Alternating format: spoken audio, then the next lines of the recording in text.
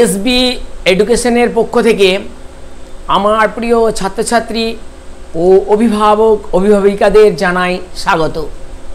আজ আমরা দ্বাদশ শ্রেণীর ভাষাতত্ত্বের একেবারে শেষ চ্যাপ্টারটি নিয়ে আজ আলোচনা করা হবে এবং এর থেকে একটি ভিডিও প্রস্তুত করা হবে। এই চ্যাপ্টারটির নাম আমরা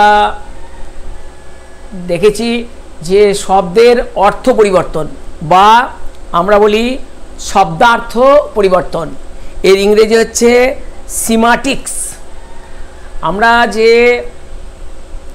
সাধারণ যে বিজ্ঞান এবং যে ভাষাতত্ত্ব তাকে যে আমরা যেভাবে ভাগ করেছি তাতে যে 5টা ভাগ ছিল, সেই ভাগের মধ্যে আমরা দেখেছি প্রথম ভাগটার নাম ছিল ধ্বনি বিজ্ঞান, দ্বিতীয়টি ছিল মরফোলজি বা রূপতত্ত্ব, তৃতীয়তে ছিল বাক্যতত্ত্ব, আজ হচ্ছে চতুর্থ, অর্থাৎ এটিকে বলা হয় সিম্যাটিক্স। তাহলে ফোনেটিক্স, যেমন আমরা ধ্বনি দিয়ে শুরু এবং তার শেষ হচ্ছে অর্থ দিয়ে তার শেষ হচ্ছে, অর্থাৎ উচ্চ মাধ্যমিকের যারা পরীক্ষার্থী তাদের ভাষাতত্ত্ব বিষয়ে যে চ্যাপ্টারটি রয়েছে সেই চ্যাপ্টারের অন্তিম আজকে অংশটি আজকেই আলোচিত হচ্ছে। আমরা এখানে প্রশ্ন এবং উত্তরের মাধ্যমে এই সিম্যাটিক্স বিষয়টি তুলে ধরব। তবুও তার সঙ্গে একটি মৌলিক প্রশ্ন এখানে এসে থাকে, তার প্রশ্নটি হয়তো একটু বৃহত্তর হয়, একটা বড় প্রশ্ন রূপে আসে। সেটি হচ্ছে শব্দার্থ পরিবর্তনের ধারা কয়টি ও কি কি, এবং শব্দার্থ পরিবর্তন কাকে বলে। তাহলে এই যে ছোট প্রশ্ন দুটো হলো পার্ট প্রশ্ন, এগুলো আবার এমসিকিউ এসিকিউ আসতে পারে। তাও প্রথম আমরা বলবো যে শব্দার্থ পরিবর্তনের ধারা আমাদের যে সিলেবাস রয়েছে উচ্চ মাধ্যমিকে এখানে 3টি। সেটি হচ্ছে অর্থের প্রসার, অর্থের সংকোচ আর অর্থের সংশ্লেষ বা রূপান্তর। এই অর্থ পরিবর্তনের ধারায় কিন্তু আরও 2টি ধারা আছে। যারা পরবর্তীকালে উচ্চশিক্ষায় লাভ করবে এবং অর্থ পরিবর্তন বা শব্দার্থ পরিবর্তন, যাকে সিম্যাটিক বলছি, এর যে মৌলিক যে ভাগগুলি সেটাকে সেখানে 5টি হয়ে থাকে। অর্থাৎ যেমন অর্থের প্রসার, অর্থের সংকোচ, অর্থের রূপান্তর বা অর্থের সংশ্লেষ, এর সঙ্গে আছে অর্থের উন্নতি, অর্থের অবনতি।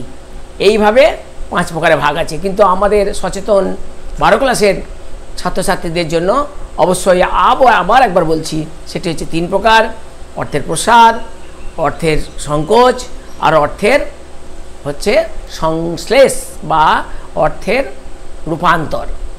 আমরা ছোট ছোট উদাহরণ দিয়ে আগে এটিকে বুঝিয়ে নিই, কারণ নিয়মই হচ্ছে যে যখন কোনো বিষয়ে সংজ্ঞা চাইবে তখন উদাহরণ দিতে হবে।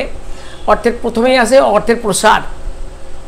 অর্থের প্রসার বলতে গেলে চিরাচরিত যে উপমাটি দেওয়া হয় বা যে উদাহরণটি দেওয়া হয় সেটি হচ্ছে গাং। এই শব্দটি, এই গাং শব্দটি এসেছে গঙ্গা নদী যেখানে সমুদ্রে মিশেছে, অর্থাৎ মোহনা, গাং। এখন এই শব্দটি শুধু গঙ্গা থেকে, অর্থাৎ একটি নির্দিষ্ট নদীর ক্ষেত্রে এই শব্দটি ব্যবহৃত হতো, কিন্তু বর্তমানে গাং শব্দটি পৃথিবীর যে কোনো নদী যখন তার সমুদ্রে এসে মিশছে, মোহনাতে আসছে, তখন তাদের প্রত্যেককেই গাং বলে। সুতরাং একটি বিশেষ নদী থেকে এটা সর্বব্যাপী হয়ে উঠেছে, এই ব্যাপারটিকে এখানে বলা হচ্ছে অর্থের প্রসার। এবার ঠিক এর অপোজিট হচ্ছে অর্থের সংকোচ। অর্থের সংকোচ আমরা কি বলবো? যেমন চিরাচরিত এটিও আসে প্রদীপ। প্রদীপ শব্দের মৌলিক অর্থ, অর্থাৎ পূর্বের অর্থ ছিল আলো, অর্থাৎ যে কোনো আলোকেই প্রদীপ বলা হয়। কিন্তু বর্তমানে ওই যে বহু যে আলো, সেখান থেকে সংকুচিত হয়ে শুধুমাত্র এক ধরনের দ্বীপকে বোঝায়, অর্থাৎ যাতে তেল, সলতে এবং একটি দীপাধার এইভাবে প্রজ্বলিত হয়। সুতরাং বৃহৎ একটা অর্থ থেকে সেটা সংকুচিত হয়ে উঠছে। এবার তৃতীয়তে আমরা চলে আসবো, সেটা হচ্ছে সংশ্লেষ বা রূপান্তর। অর্থের সংশ্লেষ এবং রূপান্তরের ক্ষেত্রে আমরা যে শব্দটি প্রায় পরীক্ষাতে আসে সেটি হচ্ছে যে দারুণ। এই দারুণ শব্দটির মৌলিক অর্থ ছিল দারু নির্মিত, দারু মানে কাঠ, কাঠ দ্বারা তৈরি। কিন্তু এখন সেই শব্দটি রূপান্তরিত হয়ে তার অর্থ হয়েছে ভালো, খুব সুন্দর ইত্যাদি অর্থে ব্যবহৃত হয় দারুণ শব্দটি। অর্থাৎ বর্তমান যে অর্থ, মূল অর্থের সঙ্গে বর্তমান অর্থের বা এরকম বলা যেতে পারে প্রচলিত অর্থের সঙ্গে পূর্বের অর্থের কোথাও যেন একটা গ্যাপিং থেকে যাচ্ছে, এই গ্যাপটাকেই আমরা বলছি অর্থের রূপান্তর বা সংশ্লেষ। এ থেকে আরও উদাহরণ দেওয়া যায়, ঘর্ম। আমরা ঘর্ম যে অর্থাৎ গরম, এই ঘর্ম এক সময়ে ঘর্ম শব্দের অর্থ ছিল, প্রাচীন অর্থ ছিল যে এটি গরম সম্পর্ক বোঝাতো, অর্থাৎ গ্রীষ্মকাল বা গ্রীষ্ম সম্পর্ক বোঝাতো।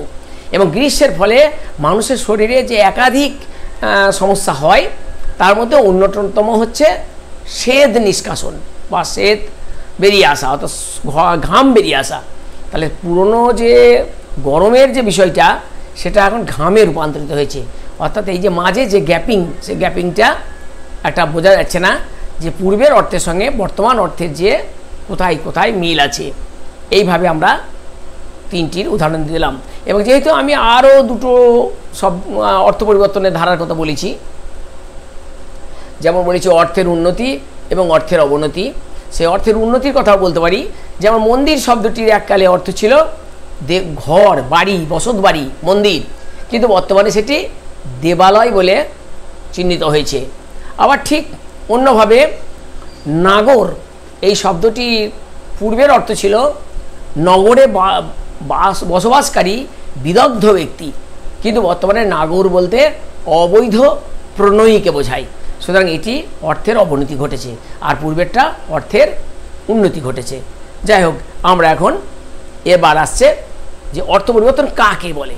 অর্থ পরিবর্তন কাকে বলে, যেমন আমরা ধ্বনি পরিবর্তন বলেছিলাম যে একটা ধ্বনি বিভিন্ন কারণে, ভৌগোলিক কারণ, শরীরের গঠনের অনুযায়ী, জলবায়ু ইত্যাদির ফলে এবং অমনোযোগিতা, অশিক্ষা বা অজ্ঞানতা, এসবের ক্ষেত্রেই আমরা ধ্বনি পরিবর্তন ঘটেছিল। ঠিক একইভাবে অর্থ পরিবর্তন কি হয়, যে কোনো একটি প্রচলিত অর্থ দীর্ঘ সময় ধরে চলতে চলতে যখন কোনো এক জায়গায় বাঁক নেয় এবং সম্পূর্ণভাবে পূর্বের অর্থের থেকে বর্তমান অর্থের একটা পরিবর্তন ঘটে, তাকে আমরা বলি অর্থ পরিবর্তন। এবং এই অর্থতত্ত্ব বা আমরা বলি যে শব্দার্থ পরিবর্তন, সেই বিষয়ে এখন আমরা প্রশ্নোত্তরে চলে যাই। সেই প্রশ্নোত্তরের মধ্যে আমরা প্রথমেই লক্ষ্য করি শর্ট প্রশ্নে, যেগুলি হলো যে শব্দের বা শব্দার্থের সংকোচ বলতে কি বোঝায়। শব্দার্থের সংকোচ বলবে কোনো কোনো সময়ে একটি শব্দের আদি অর্থের তুলনায় পরিবর্তিত অর্থের ব্যাপকতা কমে যায়, তাকে বলা হয় শব্দার্থের সংকোচ। শব্দার্থের রূপান্তর কাকে বলে, যে অনেক সময় শব্দের অর্থ পরিবর্তন এমনভাবে হয় যে আদি শব্দের অর্থের সঙ্গে নতুন শব্দের অর্থের যোগসূত্র খুঁজে পাওয়া যায় না, তাকে বলা হয় শব্দার্থের রূপান্তর বা সংশ্লেষ বা সংক্রমণ, যাই হোক বলা হোক। এবার আছে শব্দার্থের প্রসার।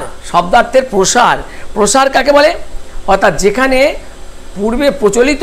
পূর্বের অর্থটি বর্তমান প্রচলিত অর্থে পূর্বের সংক্ষিপ্ত অর্থ বা একটা বিশেষ থেকে নির্বিশেষ হয়ে ওঠে, তাকে আমরা বলি শব্দার্থের প্রসার। শব্দের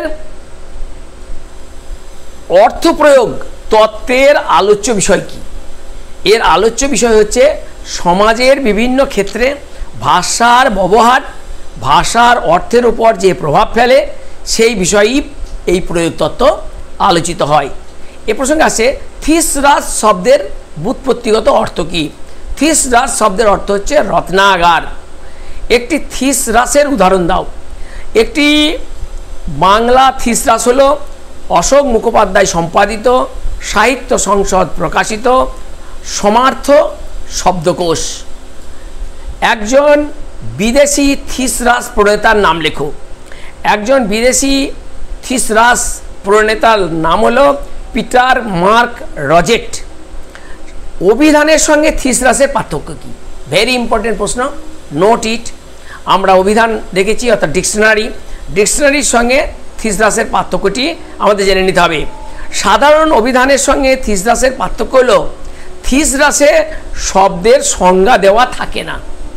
থিসরাসে কিন্তু শব্দের যে সংজ্ঞা সেটি দেওয়া থাকবে না। থিসরাস কি? থিসরাস হলো সেই অভিধান যাতে কোনো ভাষার শব্দ সমষ্টিকে একসঙ্গে বর্ণানুক্রমে তালিকাবদ্ধ করে তার সমার্থ শব্দগুলি প্রদত্ত থাকে। কোনো কোনো ক্ষেত্রে এতে শব্দের বিপরীত শব্দও দেওয়া থাকে। এবার আসছে ভাষায় সামাজিক উপাদান কয় প্রকার ও কী কী? ভেরি ইম্পর্টেন্ট প্রশ্ন, নোট ইট। ভাষার সামাজিক উপাদান হচ্ছে দুই প্রকার। এক হচ্ছে অপর ব্যক্তির উপর তার প্রভাব, আর দুই হচ্ছে ব্যক্তির পরিবেশের উপর তার প্রভাব। তাহলে ব্যক্তি টু ব্যক্তি আর এনভায়রনমেন্ট টু হচ্ছে ব্যক্তি। বিপরীত শব্দ সৃষ্টির দুটি পদ্ধতি বলো। বিপরীত শব্দ সৃষ্টির জন্য একটি মূল শব্দের শুরুতে ইতিবাচক এবং তার বিপরীত শব্দের শুরুতে নেতিবাচক উপসর্গ বসিয়ে বৈপরীত্য তৈরি করা হয়। যেমন সক্ষম, অক্ষম, ইচ্ছা, অনিচ্ছা ইত্যাদি। ব্যাপকার্থকতা বা অর্থান্তরভুক্তি কি? Very important, note it. ব্যাপকার্থকতা বা অর্থান্তরভুক্তিতে একটি শব্দের অর্থ অপর শব্দের মধ্যে অন্তর্ভুক্ত থাকে, বা বলা যায় একটি শব্দের অর্থ ব্যাপকতর হয় যখন তার মধ্যে অন্য এক বা একাধিক অর্থের শব্দ অন্তর্ভুক্ত থাকে। এবার আসছে বিপরীতার্থক শব্দ কাকে বলে? দুই বা ততোধিক শব্দের মধ্যে অর্থের যে বৈপরীত্য যেখানে লক্ষ্য করা যায় তাকে বিপরীতার্থক শব্দ বলে। সমার্থক শব্দ কাকে বলে? সমার্থক শব্দকে আমরা বলি সহজ সরল বাংলায় অর্থ বা মানে। এখানে কি হয়, যেমন আমরা বলতে পারি যে মা, এই কথাটির সমার্থক শব্দ হচ্ছে জননী, গর্ভধারিণী ইত্যাদি। আবার ঠিক বিপরীত শব্দের ক্ষেত্রেও আমরা দেখি, যেমন হচ্ছে গিয়ে ভালো, মন্দ, স্বর্গ, নরক ইত্যাদি। সমার্থকতা শব্দটি কেন ব্যবহৃত হয়? সমার্থকতা শব্দটি অর্থের অভিন্নতা বোঝাতে ব্যবহৃত হয়। কোন তত্ত্ব ভাষাকে একটি কার্যকরী প্রক্রিয়া হিসাবে দেখে? বিষয়মূলক তত্ত্ব ভাষাকে। বিষয়মূলক তত্ত্ব ভাষাকে কি বলা হয়? যে এটি হচ্ছে কার্যকরী প্রক্রিয়া একটি। বিষয়মূলক তত্ত্বের মূল বক্তব্য কি? বিষয়মূলক তত্ত্বের মূল বক্তব্য হলো ভাষার অর্থের আলোচনার ক্ষেত্রে বা তার প্রসঙ্গের পরিপ্রেক্ষিত অনুযায়ী তাৎপর্যের উপর গুরুত্ব আরোপ করা। শব্দের অর্থ কে সৃষ্টি করে? শব্দের উপাদানগুলি শব্দের অর্থ সৃষ্টি করে। সত্য সাপেক্ষ তত্ত্বের মূল বিষয় কি? সত্য সাপেক্ষ তত্ত্বের মূল বিষয় হলো সাধারণ ভাষার অর্থকে তার সত্যতায় পর্যবসিত করা। শব্দ কি? শব্দ কাকে বলে? শব্দ আমরা বলেছিলাম শব্দ কল্পদ্রুম, অর্থাৎ যা দিয়ে আমরা কি করেছি না কোনো বিষয় সম্পর্কে আমাদের একটা প্রতীতি বা একটা ধারণা জন্মায়। এবং শব্দ হচ্ছে কি না কিছু ধ্বনির উপাদান বা ধ্বনি সমষ্টিও বলা যেতে পারে। শব্দ অর্থতত্ত্বের দুটি শাখার নাম লেখো। এটা যদি বলে তাহলে দুটি শাখা কি হলো?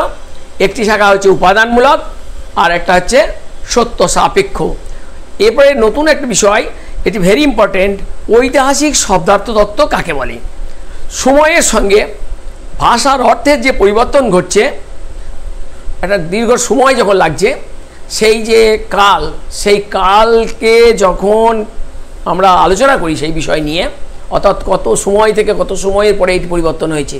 যেমন আমরা ইতোপূর্বেই বললাম যে গাং শব্দটি গঙ্গা থেকে এটি যখন একক থেকে যখন বিশেষ মানে থেকে সর্বব্যাপী হয়ে গেল, তো সেটিতে কত সময় লেগেছে, সেই সময় যখন আলোচনা হবে সেটাই হচ্ছে ঐতিহাসিক শব্দার্থ তত্ত্ব।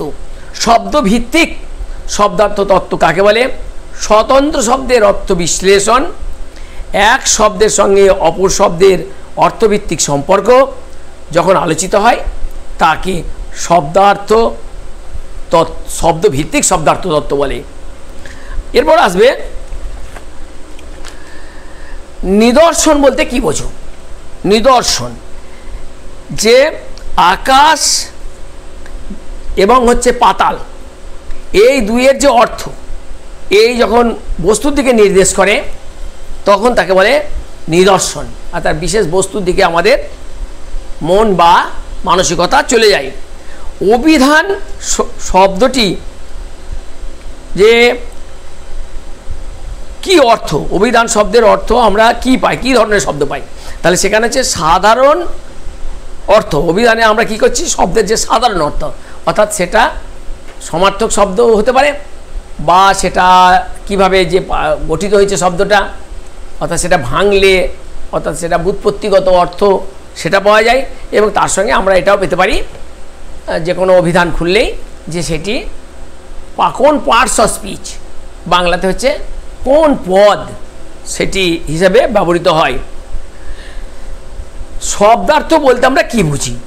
শব্দার্থ বলতে আমরা বুঝি এক শব্দের সঙ্গে আর এক শব্দ বা শব্দগুচ্ছের সম্পর্ক।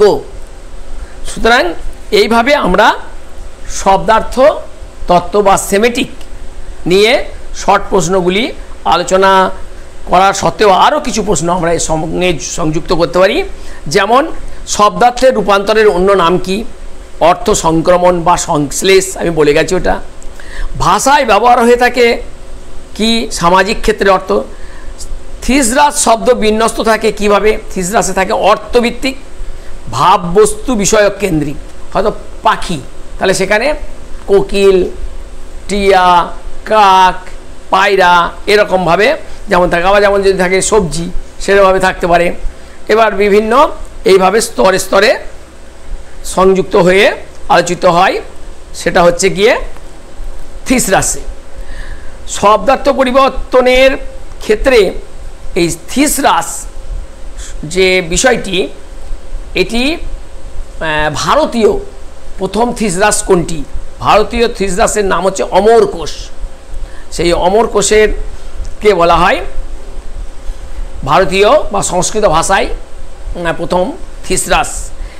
আর থিসরাসের ইতিমধ্যেই আলোচনা করা হয়েছে আধুনিক থিসরাস রচয়িতাকে।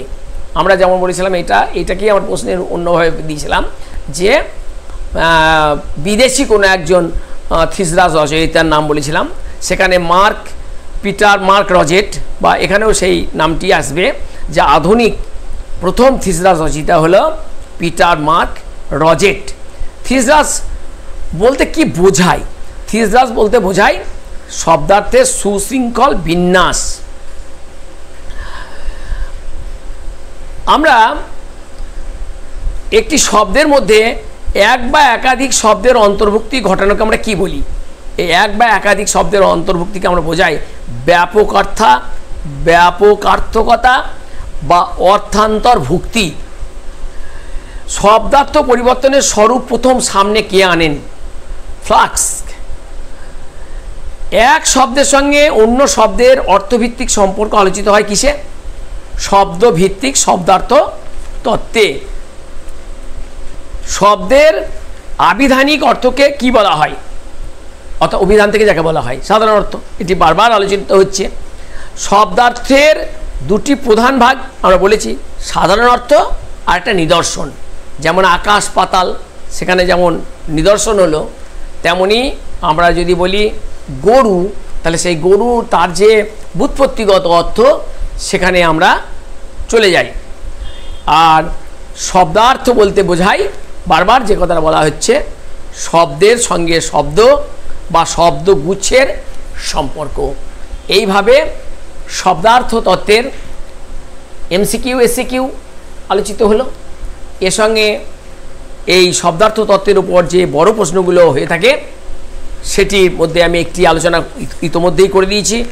সেটি হলো গিয়ে শব্দার্থ পরিবর্তন কাকে বলে, শব্দার্থের পরিবর্তনের যে ধারা সেটি কটি, সেটি 3টি ধারার কথা আমি বলেছি। এছাড়াও শব্দার্থ পরিবর্তনের উপরে যে বড় প্রশ্ন আরও থাকতে পারে সেটি হচ্ছে এরকম, শব্দার্থের উপাদানমূলক তত্ত্ব বলতে কি বোঝায়, এই তত্ত্বের সীমাবদ্ধতাগুলি আলোচনা করো। এটি একটি বড় প্রশ্ন, 5 নম্বরের প্রশ্ন আসে। এছাড়াও আরেকটি প্রশ্ন এখান থেকে দেওয়া যেতে পারে যে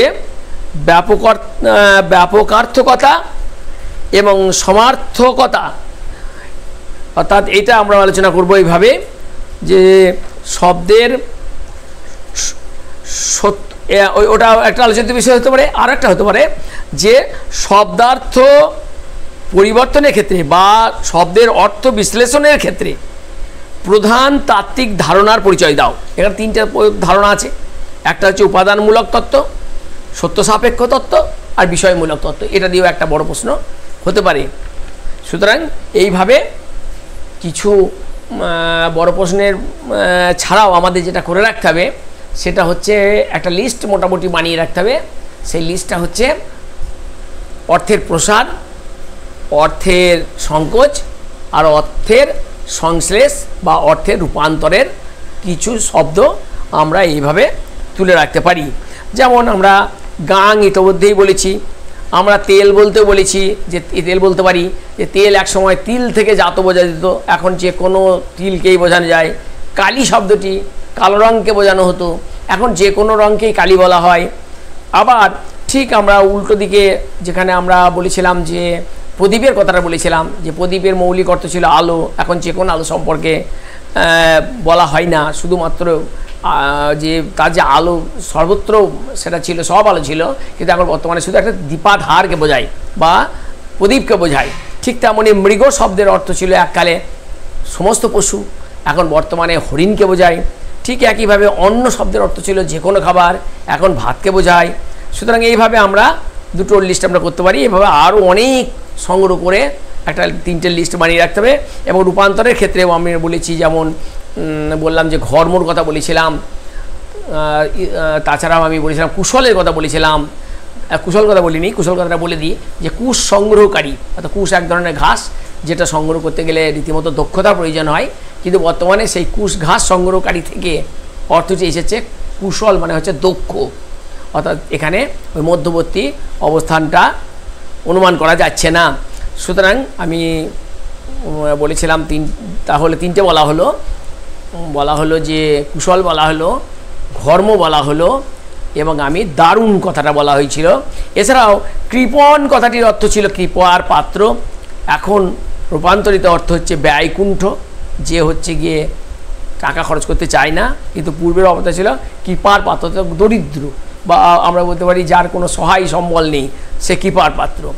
তারপরে বুজরুক সম্মানিত ব্যক্তি ছিল কথাটা, আর এখন বুজরুকি মানে ভণ্ডামি, ভণ্ড, মানে সম্পূর্ণ উল্টো হয়ে গেছে।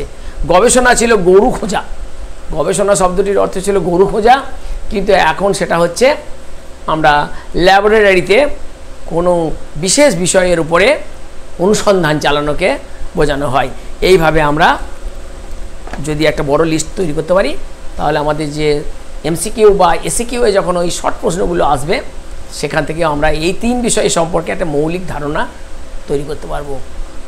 যাই হোক, আজকে আমরা এই শব্দার্থ পরিবর্তনের যে ধারা বা সেমেটিক বিষয়ের আলোচনাটি এখানেই শেষ করছি। তোমরা সকলে ভালো থাকবে।